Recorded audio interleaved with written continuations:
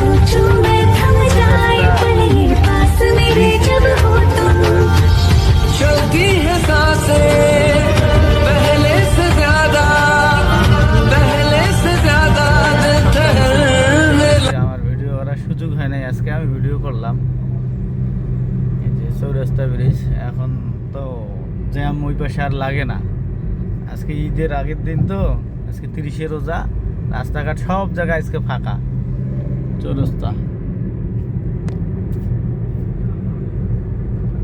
বিশাল বড় উঁচু একটা ব্রিজ।